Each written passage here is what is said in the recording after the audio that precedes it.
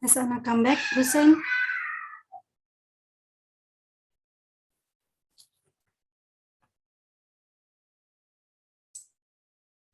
Not yet.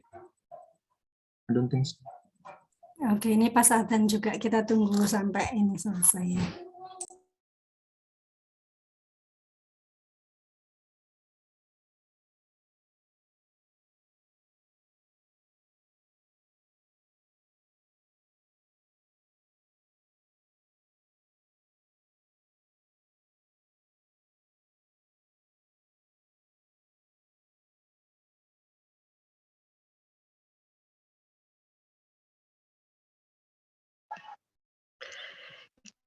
Good morning. Can you hear me? I got success with sound and vision. Yeah, good morning, Anna. Good morning, Lucy. I'm sorry, I had to reboot. I hope you got my message. Okay. 5 minutes. No, it's fine. It's also, this is the time. It's fine. Can we start now, Anna? Can I just ask you? Can we check that I can share my slides? Oh yes, you can say. Hussein, maybe you can. I sent you this morning. Do you want me to try sharing? Yes, please. So, wait a minute. Are you a co-host now? Okay, it's not allowing me to share. It says disabled share. Okay, So the host. Wait a minute. Okay. Thank you.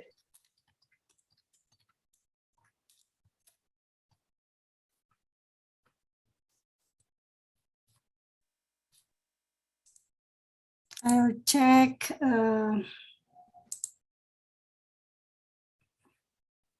Okay, I still can't share. Unless, Lucy, I sent you my most up-to-date slides this morning. Do you want to share if you've got them in your email? Yes, yeah. Would you like to be in charge of that? Because to be honest, I think it will go more smoothly. I'll download.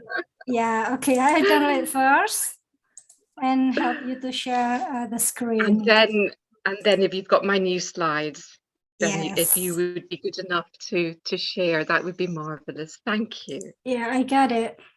Wait a minute. I'll check who is the host because I'm not the host. Hussein, are you the host?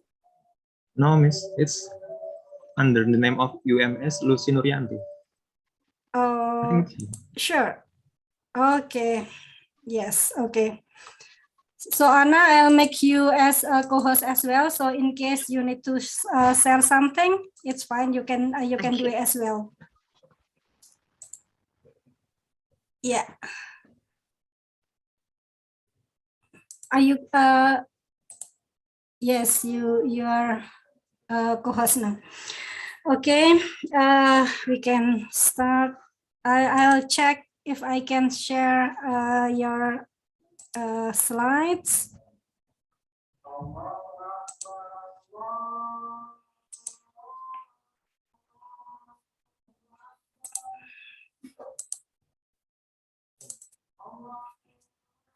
Everyone, can you see the slides?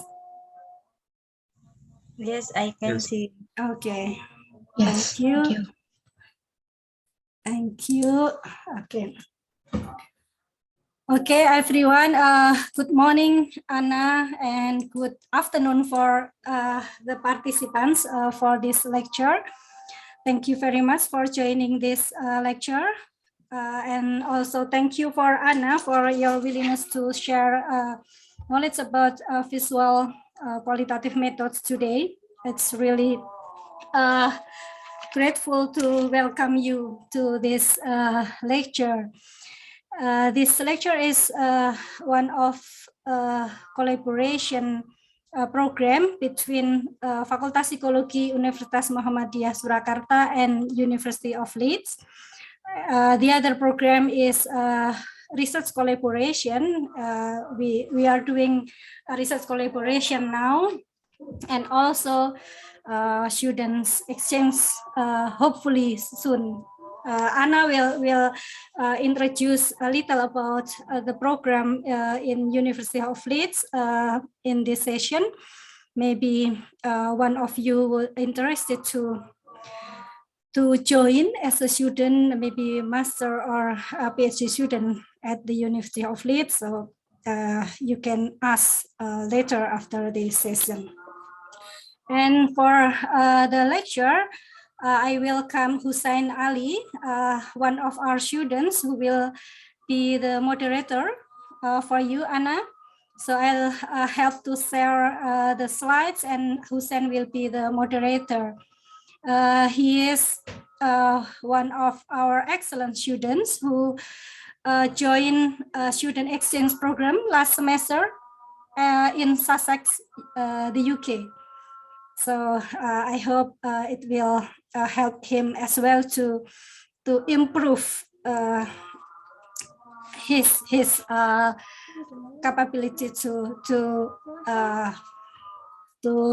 publish. Wait a minute, Ade. Sorry. Okay, so please, Hussein, you can start to moderate the session. Thank you. Baik, bismillahirrahmanirrahim. Assalamualaikum warahmatullahi wabarakatuh. Waalaikumsalam. Terima kasih Bu Lucy. Selamat sore juga teman-teman. Langsung saja kali ini kita sudah kedatangan tamu yang luar biasa, yaitu Profesor Anna Madil from University of Leeds, yang akan membawakan materi terkait qualitative visual method. Hello, good morning to you in your time, Professor. How are you today? Anna, you are mute. Yes, thank you. I'm very well, thank you, and I'm really delighted to be with you today. Yeah, me too. We really appreciate for you for giving your time to be our visiting lecturer for today. My name is Hussein Ali Shafi, and I will be your moderator for this occasion. But before we begin, I would like to read some of your professional history to our students, so they would know of your academic background and achievement. Is that okay? Oke, jadi teman-teman, beliau Profesor Anna Madil ini merupakan dosen selama 20 tahun di University of Leeds. Beliau mendapatkan gelar PhD dari University of Sheffield. Kemudian area keahlian beliau adalah terkait psychological disorder, kemudian substance use, and mental health support, prevention, and treatment. Beliau juga sudah mensupervisi 6 proyek dari PhD, salah satunya terkait photo voice, yaitu potret kesehatan di kalangan sosioekonomi bawah. Keistimewaan lain beliau sangat banyak sekali, salah satunya beliau adalah editor dari British Journal of Clinical Psychology, and masih banyak lagi. Kurang lebih begitu. That was a little bit of Professor Madil's outstanding professional history. And now, Professor Madil, the time is yours. Thank you so much for that marvelous introduction. And as I say, I'm really delighted to be invited to deliver this lecture today. Also, as Dr. Lucy said, I'm also going to just say a little bit about some of the collaboration that we've commenced. So I'm from the University of Leeds in the UK, and do forgive me for putting up this statistic, but we've just moved up the QS World University rankings, and we are obviously really excited about this. It's a 2023 figure. So I'm not sure how they're anticipating the future, but I have double-checked this, and the QS World University rankings are reporting for 2023. So we've been about 92, 93 for a while. So we're absolutely delighted to go up to number 86. This is related to my role within the School of Psychology, and one of the reasons that I'm presenting today. Thank you for moving to the next slide. I am the internationalization lead in the School of Psychology at the University of Leeds. So I'm really delighted to be reaching out. This role allows me to reach out across the globe and for us at the university and in the School of Psychology to benefit from the enrichment of what other global universities are doing and can provide us, and we provide them working together. So a little bit of introduction to the School of Psychology. Our research is in 5 broad areas. I'm not going to say very much about this because I'm going to focus obviously on the visual methods, but just to let you know that our research falls into behaviour change, health and well-being, successful childhood development, successful aging, and the nervous system and its disorders. And we have 2 taught masters programs which cover these areas. I'm also here to tell you a little bit about the School of Healthcare, and that's on the next slide. So I'm also presenting on behalf of the School of Healthcare. We are 2 schools in the Faculty of Medicine and Health. The other schools are the School of Medicine and the School of Dentistry. But I'm working very closely with the School of Healthcare. And as you can see, their research areas are very compatible with psychology, long-term conditions, medicine optimization, people systems and services, mental health, and maternal, child and family health. So I also believe that these research areas are very much in line with the Indonesian government priorities. So thank you for anticipating, Lucy. You're reading my mind.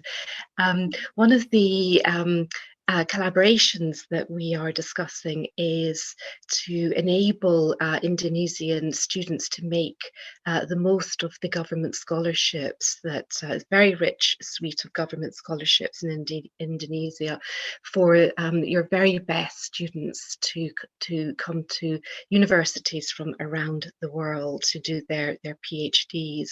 So if you're interested in exploring any of those research topics at the University of Leeds, I hope it's okay to say that please to contact Dr. Lucy in the first instance, but I'm here to support, and Dr. Claire and Dr. Catherine in the School of Healthcare and the School of Psychology are contact. And this QR code will take you to a special web page we have about the opportunities. But that's all I want to say. I'll come back to that QR code at the very end, and invite people to make inquiries about the Indonesian government scholarships and coming to the UK. Thank you, Lucy. So into the main topic for today, which is a taster really on visual methods. And I'm going to do this through a research project which I led called The Big Picture. So the title there kind of shows that we're very interested in the visual, the picture, but also the metaphor of looking broadly and understanding a research topic broadly. I led this project. It was called Adapting Photo Voice. So that's the broad method I'm going to be introducing.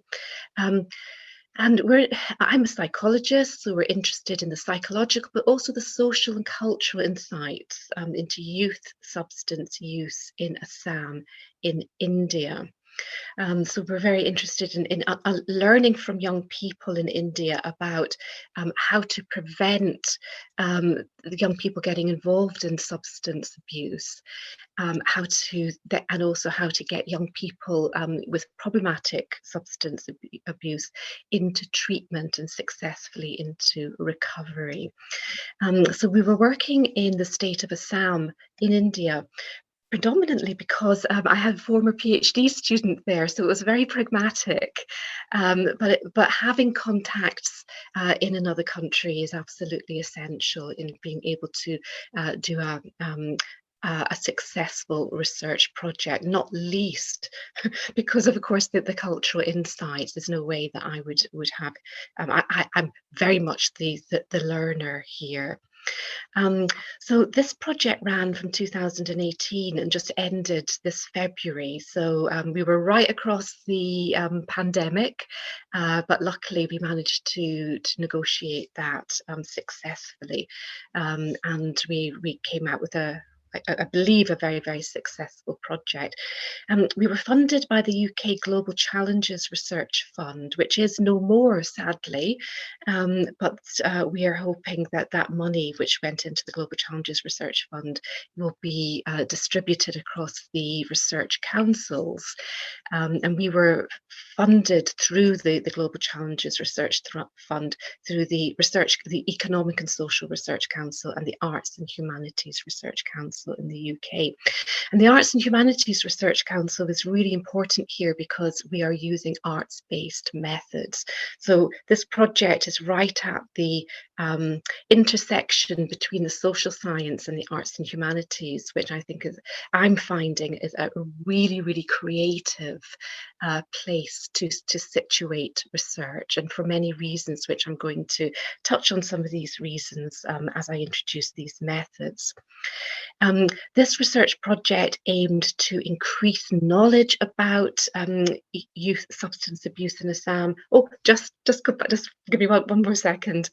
But we were particularly interested to enhance the voice of young people. So I'm going to say something about visual methods and actually not giving voice, but young people have a voice, but it's about amplifying or enhancing their voice. And very pragmatically also to inform practices, to impact policy, and to promote public awareness of the challenges young people face with the availability of addictive substances. So yes, next slide. Thank you, Lucy. So briefly, what did we do? We were there to learn from young Assamese people, and we had two groups, 15 to 18-year-olds who were at increased risk of substance abuse, but who were showing their resilience and staying clean. So increased risk was predominantly that they had a close family member who was abusing substances, or a peer, or they were within a peer group who were misusing substances. But these young people were able to resist drugs. Oh, just back a little bit. Can you go back sorry, a little Anna, bit? wait a minute. Okay. My daughter just pressed. Sorry. That's fantastic. It's quite all right. And our other group were slightly older. They were the 19 to 24-year-olds who had engaged successfully in drug rehabilitation. So success was staying clean for a whole year, and that was really quite that is success. And of course we were hoping that they would keep up their resistance to re-engaging with drugs. If you're interested in our website, there's a QR code there that will take you to our website. With it has lots of our visual materials on there. Our participants, we engaged with 3 different types of visual methods. So our participants were invited to bring images to interview, to tell us about their experience of risk, resilience and recovery. And that's what I'm going to focus on today.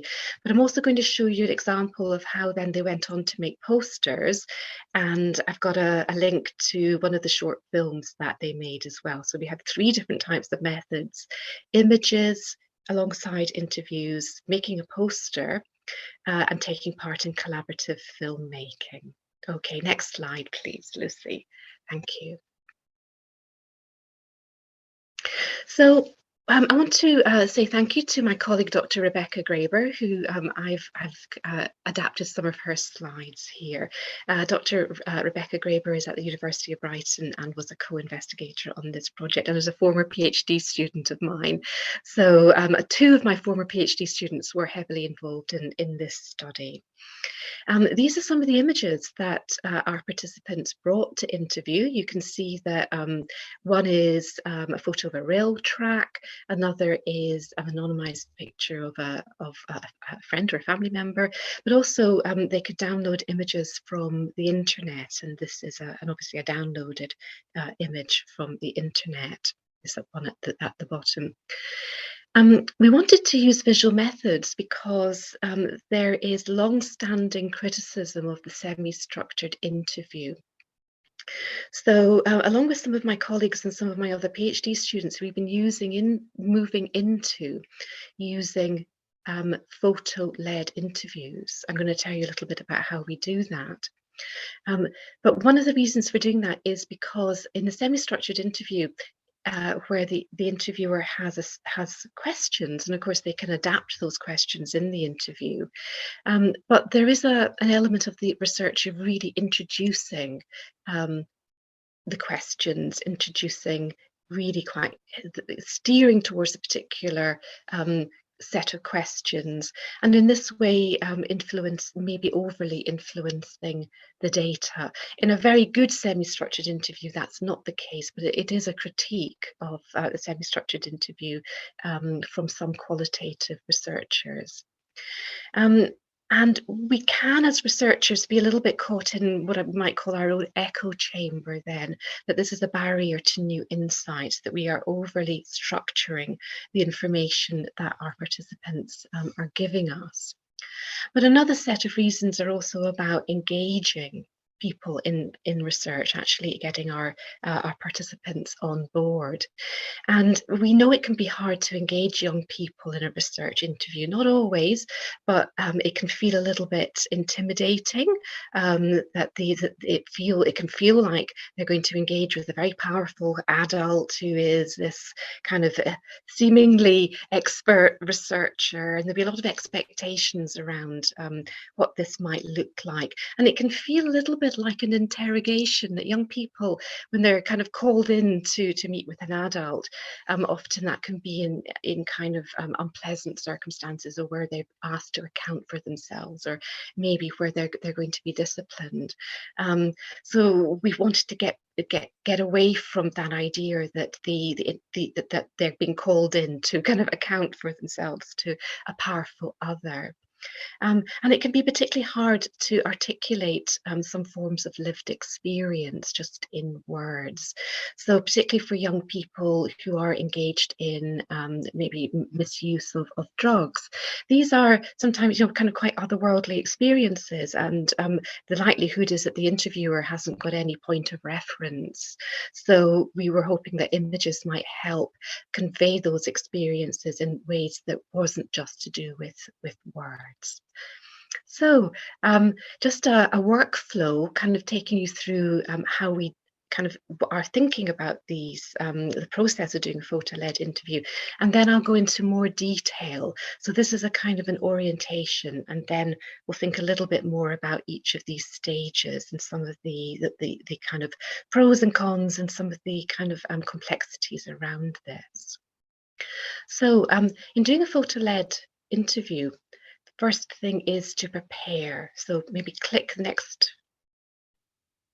And then we're going to do doing a photo-led interview, and then from the interview to how you might analyze this. So maybe click again, Lucy.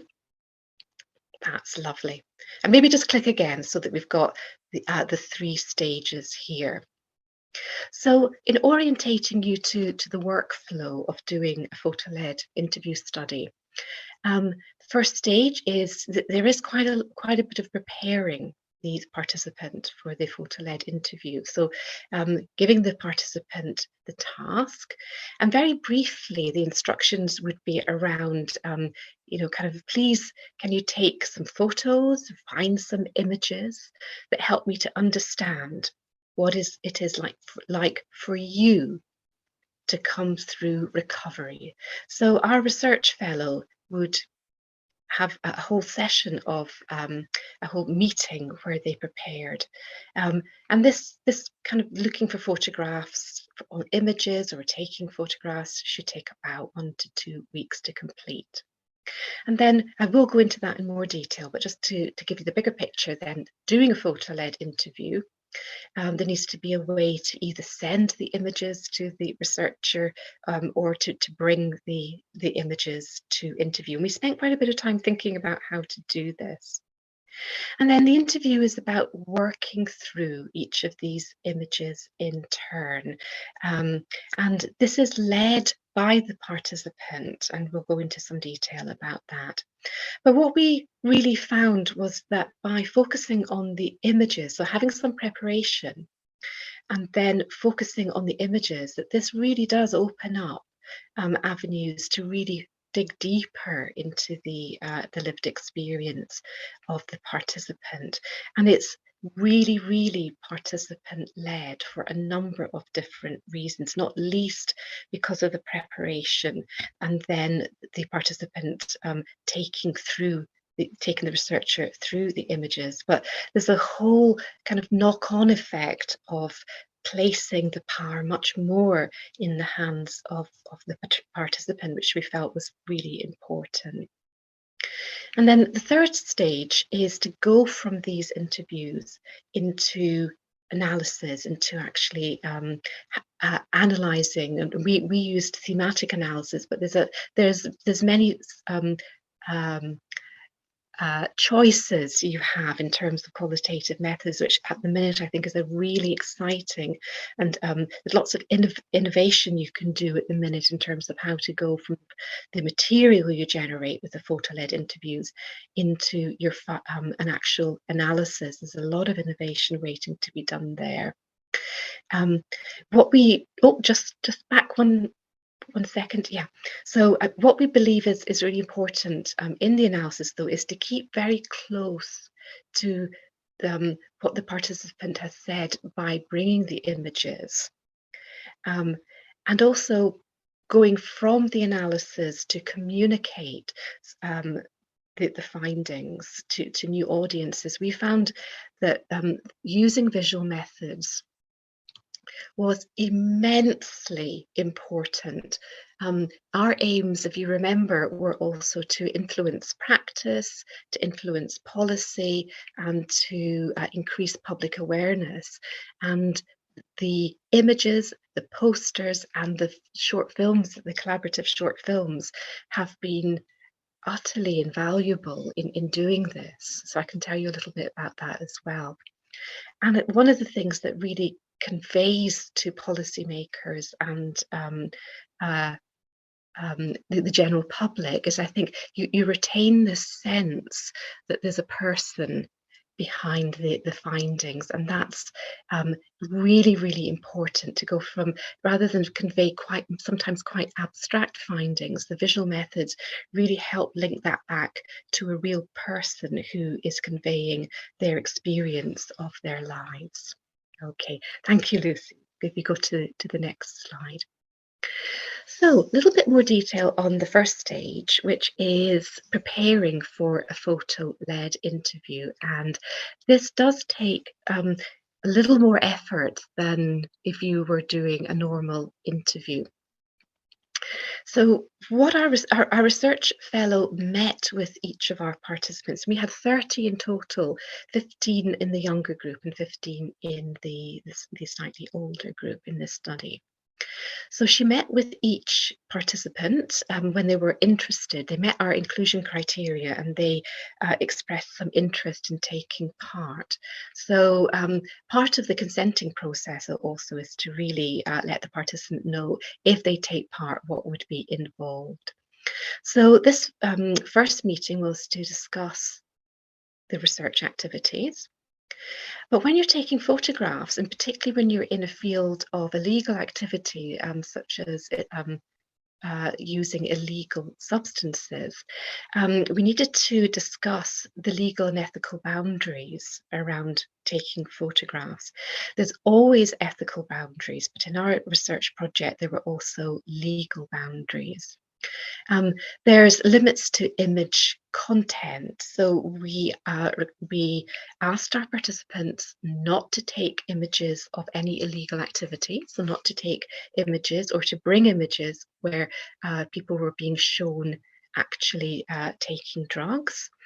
What we advised they could do was to maybe take an image of an object or something else which reminded them or was analogous to the activity they wanted to talk about. So they might bring an image of the friendship group and in the interview talk about some of the the activities they did together, or to take an image of the place where sometimes these activities took place. So that was legal and ethical to do. There's also limits on taking images of children. So we asked that they didn't bring images of people under 16. If they wanted to talk about a younger brother or a younger sister or something, maybe what they could do is to take a picture of a toy or a piece of clothing that belonged to that family member. And even if they brought images with people in it, to really attempt to get consent for the use of just verbal consent. We didn't want to make it overly difficult. And it does depend on what your ethics committee will allow. But our ethics committee, 2 ethics committee, one in India and one in the UK, were happy with that. We also had to ask if they brought images from the internet to make sure that they were not copyrighted images. You can put in a search which asks for non-copyrighted images. And we had to have very strict procedures in terms of how we were using the images brought and the storage of those images. So we got full consent to use images under the condition that they were anonymized, but also we could use images in the interviews and analysis without consent to use those images publicly. So we allowed participants to differentiate whether they wanted to keep it within the research study or if the images were allowed to be used more publicly. We reviewed the consent form, and also with this type of study, we need to make sure that there's a way to create images. And even in Assam, with quite challenged young people, with quite a very low resource context, everybody had a mobile phone. So it's not to say that everybody will have a mobile phone to take images, but it's almost, kind of ubiquitous. And there will be young people who don't have a mobile phone, unfortunately, but even in very low resource contexts, it seems to be nowadays a priority for young people to have some form of mobile phone. So that's making life really easy for us, that people can just click on their mobile phone and send. And also an opportunity to ask questions. At this point, we did lose a few people, didn't want to continue with the study. Virtually everybody said they did, and then they didn't turn up. We kind of lost contact. So we totally understand it's very difficult to say no face to face with a researcher, but some people didn't want to continue, but the vast majority of our participants wanted to continue. Into the next slide, please. I will make sure I finish on time, by the way. I'm keeping an eye on the time, and also to give us a little bit of time for questions. So in the second stage, doing a photo-led interview, we wanted this to be really, really participant-led. Remember the critique of ordinary, as it were, semi-structured interviews where it's kind of question and answer. We asked, is there a photograph or image you would like to share first? So we printed these out. We had a little beforehand, so we had a portable printer, but we got the photographs beforehand, and you can see in the image there, which was taken at one of the interviews, that this is one of our participants, and 1, 2, 3, 4, 5, 6, her 7 photographs, and we said to take at least 7 or bring at least 7. And some brought, I think the average was about 9 or 10, but we could cope with about that number of images. So I hope you find that image there kind of illuminating there. And then we just had additional prompts. So things like, what were your relationships like with other people at this point in your life? What advice would you give to young people trying to quit using drugs? So we kept very close to the photographs and handed over as much of the power as possible to the young person to take us through their images, and hence their story through the images in their own way. And I want to almost contrast this to the image of the face-to-face interview here, which is just the drawing of the face-to-face. We found consistently in using photo-led interviews that you stop getting this face-to-face, and what you get is the two people looking down at the images.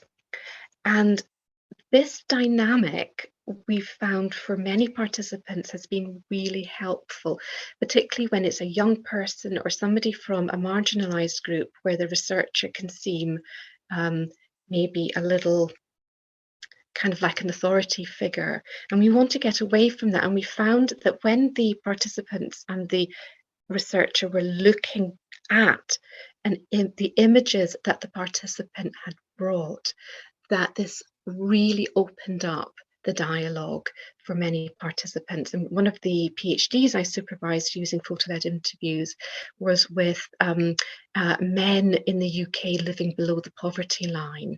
So men, and it was about their health and well-being. So they were asked to bring photographs that showed what their well-being meant to them and how they promoted their well-being.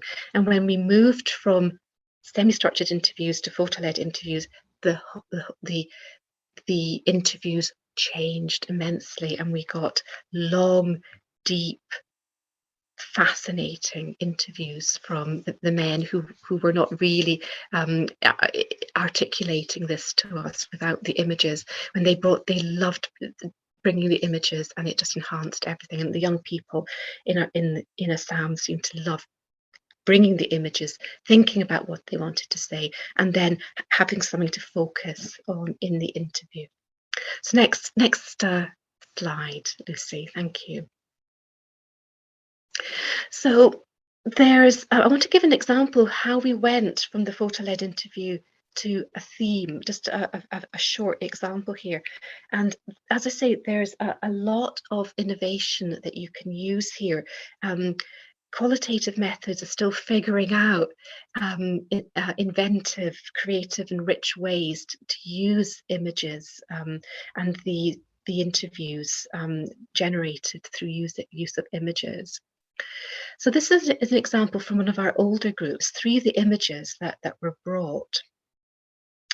And you can see that there's kind of a trajectory here from, I think this is an image of our participant when he was a boy.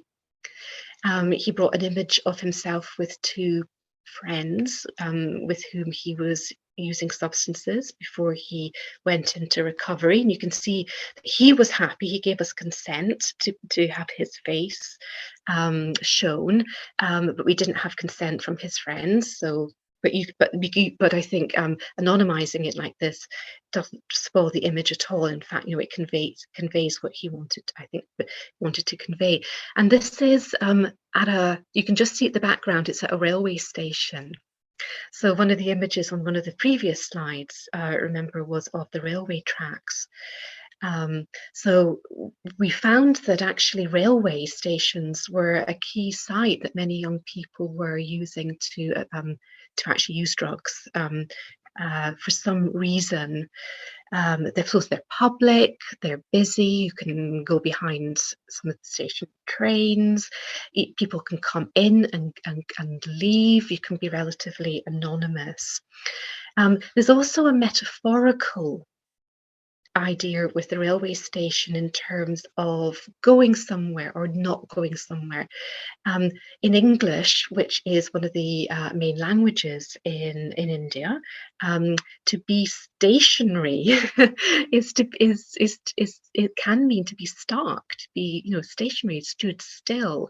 So kind of I know it's spelt slightly differently, but there's a kind of resonance between the station and being locked in a phase of life which is very debilitating and destructive. But also with the rail tracks going off into the future, kind of what can the future hold? Can I get on a train? Can I move forward? If I move forward in my recovery, what exciting place might that take me? Or might I fall off the tracks? We also have those descriptions of falling off the tracks or being on the right track. All of these metaphors come up with the image of the station. And then he brought a picture from the internet, which is, I'm going to read, give yourself time. And the image of the chrysalis opening and the butterfly flying. So we had quite a lot of metaphors around the butterfly, of actually becoming free, of the time it takes to actually become ready to come off drugs, to be in the right state of mind, to be with the right people, to maintain the trajectory towards recovery and the freedom of coming off drugs and having many more choices in your life, and of a productive and creative future opening up to you that you couldn't see before. So this theme we worked from this. This illustrates this structuring a life of recovery, and with 3 different elements to it. So developing emotional literacy and coping skills, envisioning possibilities. So I think a lot of what I've said there about what these images convey, they convey this idea of the coping skills, envisioning a life beyond drugs, and also structuring time adaptively. So as I've talked about, being stationary and still, and there's no proper use of time in the addict's life. It's all around the one thing. To the having to structure your time to stay away from drugs, to keep busy in productive activities, was absolutely vital to maintaining recovery. And so the images and the text obviously work together here, and I hope that you can see just through these images, you can see that the images are conveying these types of themes. What we need to learn to do better is, I think, linking actually doing more analysis of the images. At the minute, we still have focused on the interview text, and we've illustrated with images, but I'd like to go a little bit more to the focus on the images. But that there's a lot of innovation to be done there. So next slide. So I just want to just touch on this, and I won't say very much about posters because I want to give a little the other 2 methods, but I want to touch on it, but also to give you time to ask questions. We asked each of our participants after they finished their interview, we asked them if they'd like to work with the research fellow to use some of their images to create a poster to convey a key message from their interview, what they would like other young people and the general public to know about their experiences of managing to stay off drugs or managing to keep up with their recovery. So all but one of the participants created a poster, and this again was collaborative. So some created a poster and did a beautiful job of it and just sent it to the research fellow, and it was done. Some needed a little bit more help, where the research fellow worked with them to select an image and to select a quote or a key message that they wanted to convey. All of these are on our website, and we've used these in impact events where we've had them all displayed. We've printed them out really large, and we've displayed them and had young people in the general public come and have a chance to look at the posters and to tell us which ones they liked and why. And if we go to I know you can't read the text, so I've made the central one a little bigger on the next slide. Just so you can see how the image and the quote work together. So if we could just go to the next slide, Lucy. Thank you. So the image on the middle poster is I think it's of a compass. And it's a really rather lovely compass. This is a really nice piece of equipment here, which the participant in recovery took this photograph. And I think it's a man, but this is the message on the poster. He says, "This is a gift I got from someone who understood and acknowledged my journey of struggle and rewarded me for my successful fight through this disease. It makes me feel proud of myself." And I think that, to me, I get a real feel of a young person, not a young criminal, not a young dropout, not somebody who has kind of ruined their life and that of their families. I really get the feel for a young person who's made some mistakes, and who has managed to reach out to others, and others have managed to reach this young person. And to realize that this person has had a struggle, and that it's been a journey, and that the compass is such a wonderful metaphor for finding direction, getting a direction, finding a direction, and maintaining a direction in your journey. It's just such a wonderful image. And I think I actually I've been so moved by by the images and the material that's been brought, and we hope that these posters will really move other people to have a more positive and constructive approach to young people. And that's not to say that there's a hell of a lot of destruction that goes on, but it's about one of the key messages was that the young people are beginning that one of the key aspects of their journey to recovery is to acknowledge the destruction and the havoc that they've wreaked, and to be willing to make amends for that. But in being able to make amends, the community who have been affected and the family who have been affected so badly often need to reach back and to be open to forgiveness. And here is an image of somebody who has reached back, and to allow this young person to feel proud that they have stayed clean for a year, and the achievement of that, and to be constructive. Because it's very easy, and I understand it totally, to be incredibly angry with the destruction that's been that happens when a family member is addicted. And I just want, I'm going to finish very, very soon, but I just want to say, touch base on, we also made collaborative films. It was a step too far for many of our participants, but I think just under half did go forward and make films with us, and we worked very closely with our research fellow.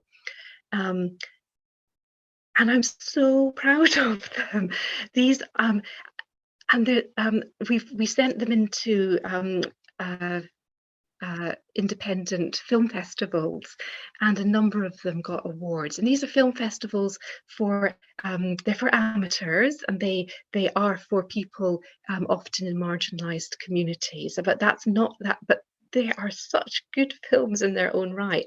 And I wonder, we've got. I think there is time to maybe just show the trailer. It's just 30 seconds, but if we do, are you okay just to see if you can open that link to YouTube? If not, that's okay.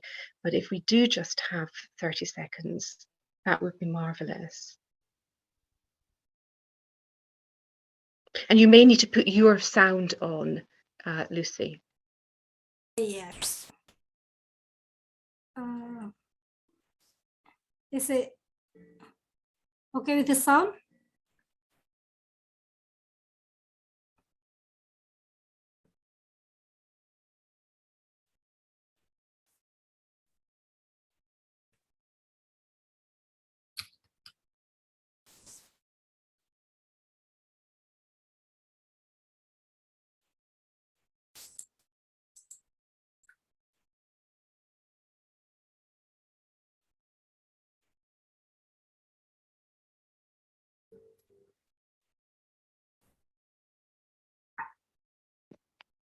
It didn't work, ma'am.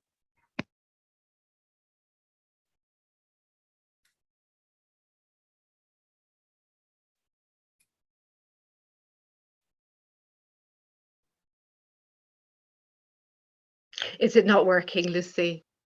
Oh, is it? We're Sorry. not seeing it. Oh, sorry. Let me check. Wait a minute.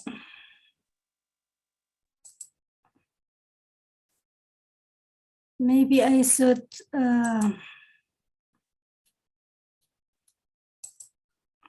Okay, I'll copy the link of the YouTube and wait a minute.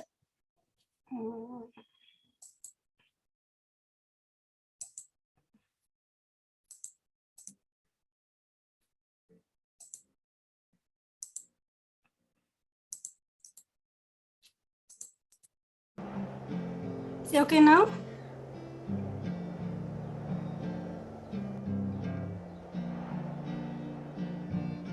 Hello, everyone. Can you see the video? Yes, thank you. Okay.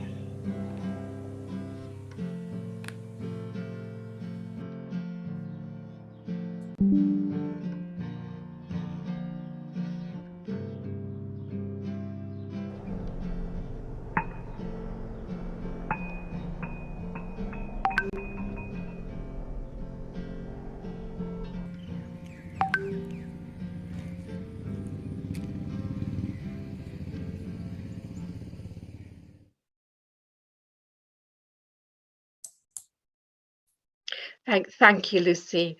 And I Yes. think I've just got one last slide. But just as you go back to the slides, it's Yes. that was just a tiny, just as you can see, that was just the taster for a short film, which was about 5 minutes. Yeah. Wait a And minute. that was one of our female participants in recovery who'd found it particularly difficult because all the recovery centres, or virtually all of the recovery centres, were Sorry. This one. men only. Sorry. That's okay. Wait a minute. The last slide just says thank you, Yes. and it has the two QR codes if you wanted to go to our Yes, this website one? on. Oh, not yet. Is But it? I'm happy as you.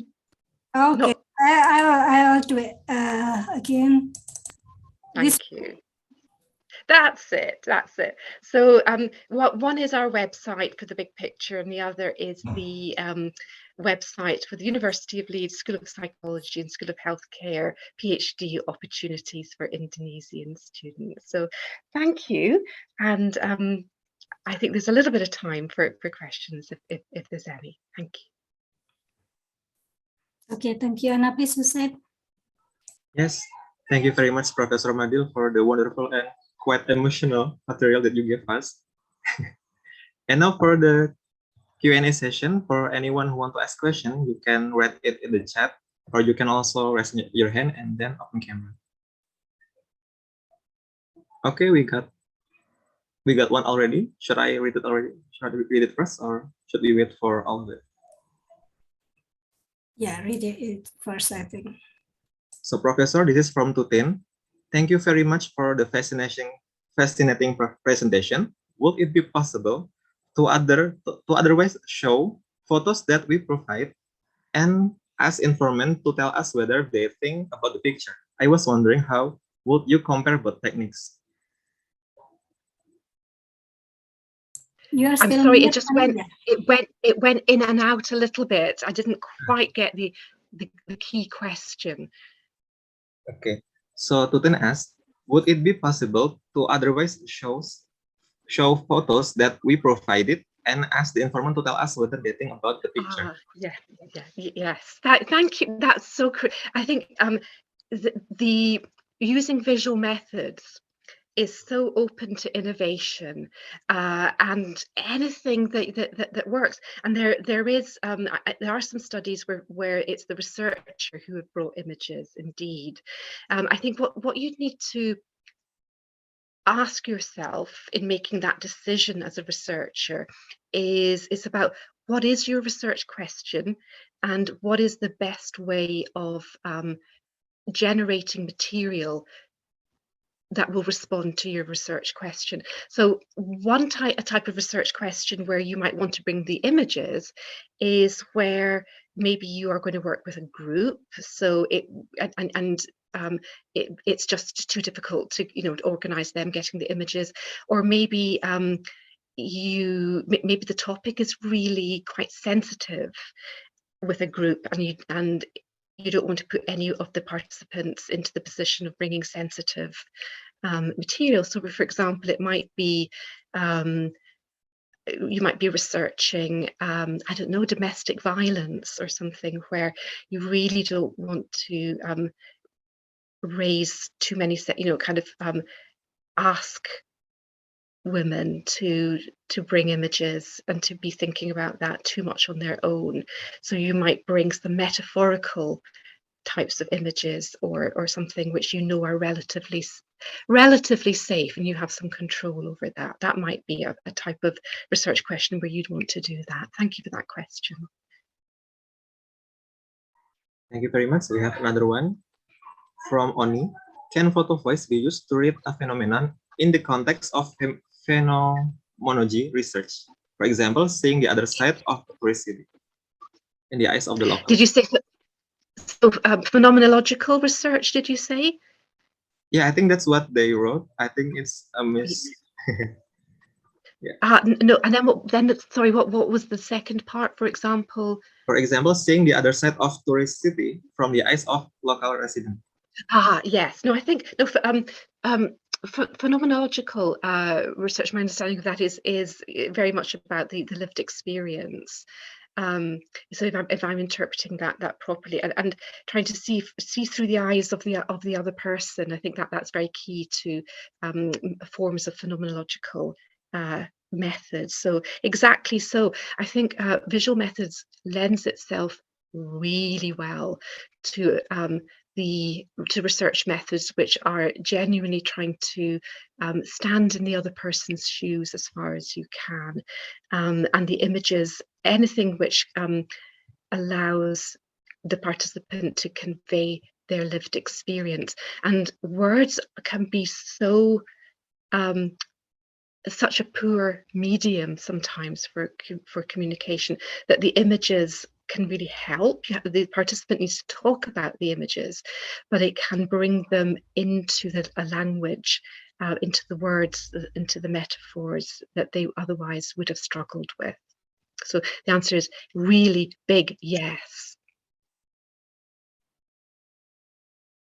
Thank you very much, Professor. For other participants, if you want to ask questions. Oh, you're on mute. Oh?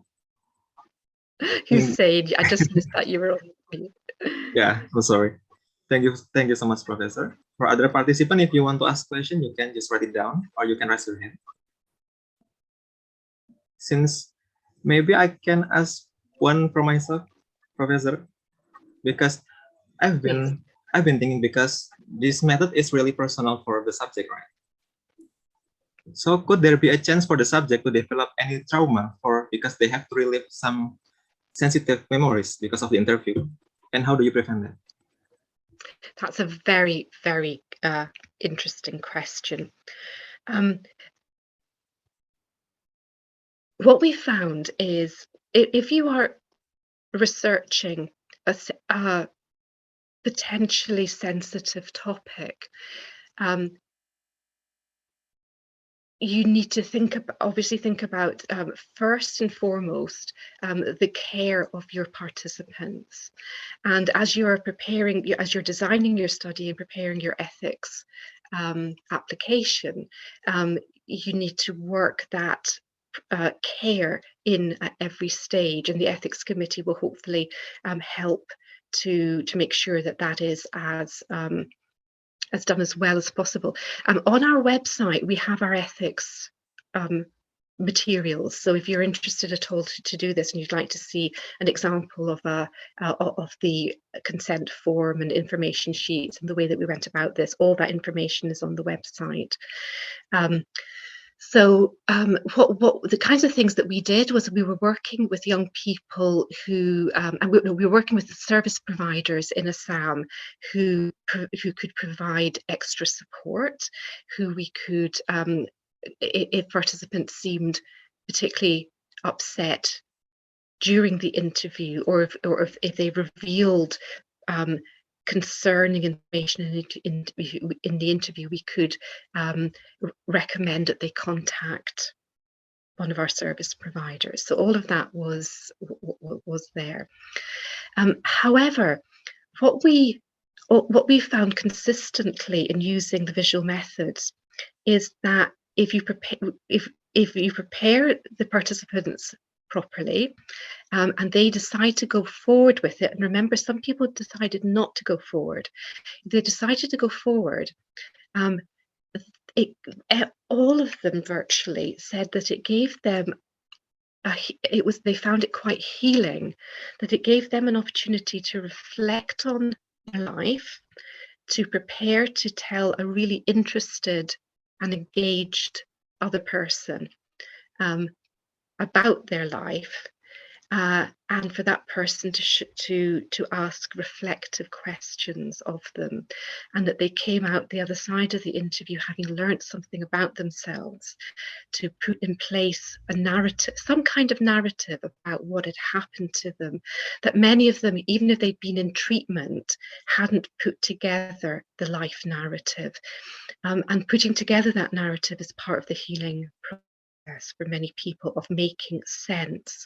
And it doesn't mean that narrative is the truth. It's not about the truth. It's about a truth that they can live with about what happened to them. So yes, you have to be very careful. Yes, there's potential for traumatization, but working very carefully with your ethics committee and service providers, we find that actually this can be the other direction. It can be a healing journey for participants. Thank you very much, Professor. You're welcome. For other participants, if you want to ask questions, we still open the gate for questions.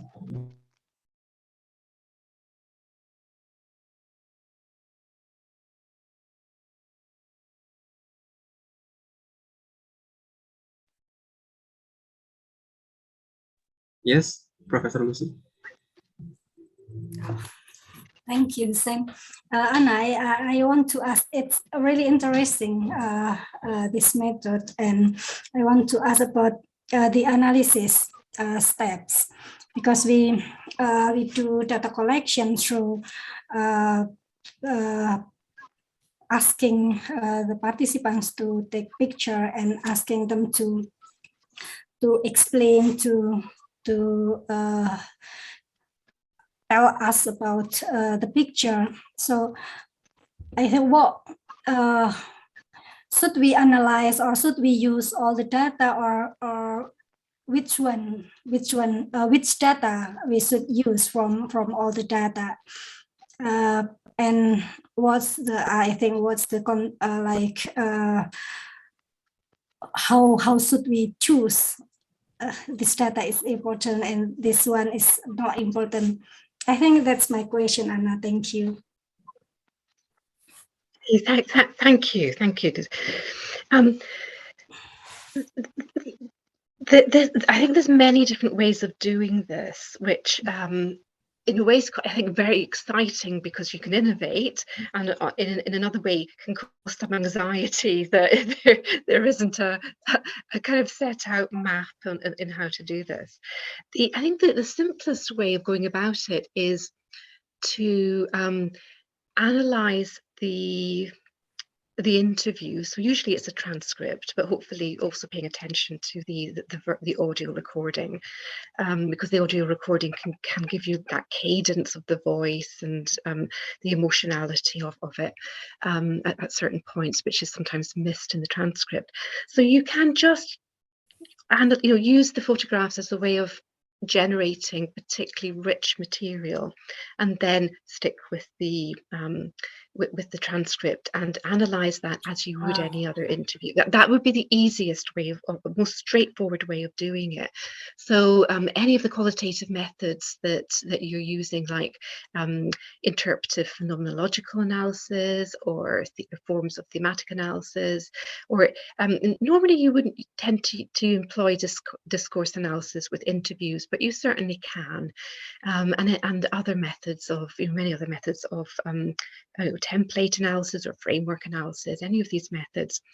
The next step up from that, I think, then is to pay attention to when the photographs are being referred to, and often participants say, or the researcher says, tell me about this photograph. What's happening in this photograph? So you need to find a way of recording when a particular image to use in the interview. You might want to do that by jotting it down as you're doing the interviews.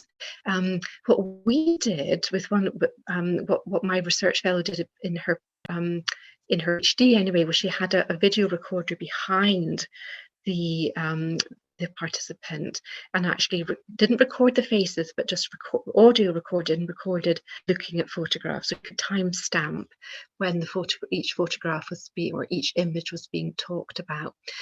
So then what we did was we placed the images in that point in the transcript, so we could start to analyze between the image and the text about it. And then in the like the article or in the report, we'd place we'd use the image to illustrate that piece of text, if that piece of text was used as an example. So those are two reasonably straightforward ways, but then we can move forward into much more analysis, integrating the image and the text. And that's something which we've tried to do a little bit in our work, but we've had to be quite pragmatic at the minute, and we've kept with the second option of really using the images and what was said about the images to illustrate themes. So we've brought the themes really out of the interview text, paid attention to where the photographs were referred to, and then in our articles which we're publishing, when we've used a quote about an image, we've put the image in. But I'd love to work more with the images, but we've not done that yet. So I'd love for maybe your staff or students to start thinking about how they might do that. Yeah, I think it's interesting to do this, and yeah, thank you for the explanation. Thank you, Hussein. Welcome, Professor Lucy. And for other participants, if there are still any questions. Sorry, may I ask a little bit questions? Yeah, sure. Okay. Sorry, is there any difference technique between photo voice and elicitations technique? Okay, yeah. Thank you for that. Thank you for that question. Okay. There are photo voice with a capital P for photo and a capital V. It's a kind of copyrighted or branded technique that is very, very interesting, and there's quite a lot on the internet. So if you Google on photo voice with a capital P and a capital V, there's a particular iteration of the use of the visual methods. With a little P and a little V is a more generic kind of method, which is more flexible. So you could just Google on those. There's a term called photo elicitation, which is very much about the image with interviews, whereas photo voice, I think, incorporates more kind of like sometimes incorporates some video. I've started using the term visual methods in general and photo-led interviews. There's nothing special about that terminology. I just wanted to get away from photo voice, which seems to be a little branded, little bit kind of caught by a kind of research group who want to say it's a certain thing. photo elicitation, I don't think doesn't really tell you what it is. Elicitation's quite, I don't know what, but I find that a little bit less descriptive. Whereas photo-led interviews, I just find quite simple and straightforward, to really say you're using photos with your interview. And then more broadly, visual methods, which is just the whole area of using anything with a visual. So as we did photos, images, posters, films. So you're right that the terminology is very confusing in this area. So yeah, we could say that what we did was photo elicitation. I just think it's easier to say it was photo-led interviews with a range of other visual methods. But you're right, it is confusing.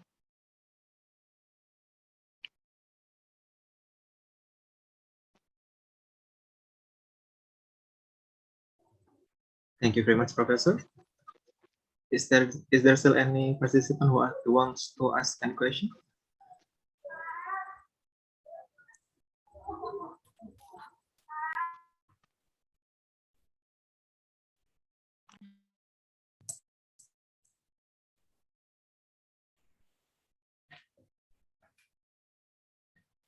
I think no more question, I think. No more question, yeah. Okay, if there is no one who wants to ask any more question, then that's the end of our Q&A session. Thank you very much for the opportunity to learn from you, Professor Anna Madil. We hope to stay in touch with you, especially with your research after this, to further develop our knowledge, especially in this photo-led interview method in research, which is very unique, if I have to say so myself. Once again, thank you very much and have a good day. Thank you for inviting me, and it's been an utter delight speaking with you all today. Thank you. Everyone, could you please open your camera so we can take pictures before we please end the session? I think this is important, Anna. Please send me, Lucy. Yes, I will. Okay, please, everyone, could you please open it? Pa Afriza, could you help me please to take the pictures? Okay. Ready? Which one? 1, 2, 3, cheese. Okay. And then last page. 1, 2, 3. Okay, thank you. Okay, thank you everyone. Yeah, thank you, Anna. We will thank you, Lucy. Yeah, follow the discussion. And for everyone who are interested to study in Leeds at the University of Leeds, you can contact me in Indonesia or contact Anna Madil as well. So please, it's fine for you to send me email. I'll write down my email address in the chat room. You can contact me. Sorry, Raden Muhammad Wisnu Abadi, you want to say something before we close this? Before we end? Yes, is there? I want to ask if we can read books about this visual methodology. Sorry, visual qualitative methodology, because I'm really interested to learn it. Yes. Mostly, I'm sure there are some books on visual methods. What I focused on more at the minute has been journal articles. If you just go to our Project Resilience website with the QR code, we've got well, I'm thinking what the best thing to do actually is our publications. You can trace our publications from there. But if you would like to email me, actually, what I can do is maybe just send you some readings. If you're very happy just to send you some. That's probably the easiest thing. If you email me, I can help you out there. Okay. Thank you very much, Prof. Anna Amadil. Very interesting topics. I learned a lot from you. God bless. Thank you so much for coming. Thank you. Okay, thank you everyone. So this is the end of our lecture. Again, thank you, Prof. Anna Madil, and thank you for all the participants. Maybe we can arrange another meeting, but please send our applause to Anna through Thank you. online. Okay, see you another time, Anna. Thank you. Bye-bye. Bye-bye. Bye-bye. And bye-bye Bye-bye. everyone. Semoga semuanya sudah mengisi presensi karena sertifikat akan otomatis terkirim ke email melalui presensi yang sudah diisi. Thank you. I'll end this Zoom room. Assalamualaikum warahmatullahi wabarakatuh. Waalaikumsalam warahmatullahi wabarakatuh. Terima kasih, UMS. Terima kasih semuanya.